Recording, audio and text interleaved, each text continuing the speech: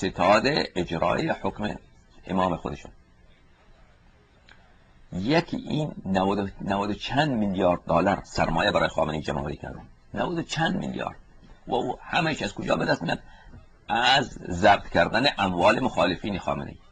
کسانی که با خامنه‌ای مخالفن اموال اونا رو ضبط میکنن، اونا رو میفروشه، زمین میفروشه، کارا میکنه. خلاصه 90 چند میلیارد دلار که یک شرکت بی‌طرف خارجی همین چند وقت پیش رو اعلام. این تازه یک شرکتشه. خامنه‌ای تو این همه سرمایه، بزرگترین سرمایه‌دار دنیا تو هستی. پادشاه عربستان سعودی اینقدر سرمایه نداره، خامنه‌ای داره. پادشاه عربستان سعودی 1/4 سرمایه خامنه‌ای رو نداره.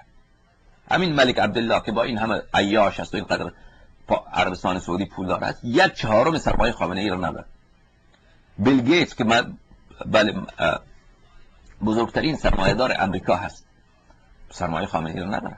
نصف سرمایه خامنه‌ای رو نداره.